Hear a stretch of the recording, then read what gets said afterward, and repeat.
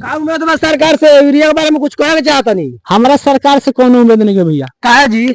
काहे कि एक काम दी बैठल बैठल पूरा किसानी भाई लोग के हमरा के पेर रहल बा, किसान लोग के। तो कुछ कहे तनी मोदी जी से, कहीं कुछ हो? हमरा मोदी जी से ये कहे के चाहता नहीं, वहाँ से रिक्वेस्ट बा हमार जे यूरिया के जो रेट एबरा चल रहा बा 500-600 में यूरिया नहीं मिलत जी। तो मोदी जी से हम कहे के चाहता जो रेट लावता खादर के जी उ लोग ब्लैक बेच देता रे लोग। हमने के ब्लैक किने यूरिया जाता नहीं तो यूरिया 500-600 वही में उलाड़वा लहसुन मिला के देता रे ना लेबा तो यूरिया मिलेगा। जी जी।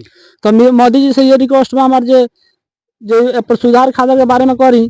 हमार किसान भाई लोग से रिक्वेस्ट बा जो वीडियो बहुत ज्यादा शेयर करी जे हाथ में हाथ धो के मोदी जी बैठल बा तमाशा देख रहा बड़न।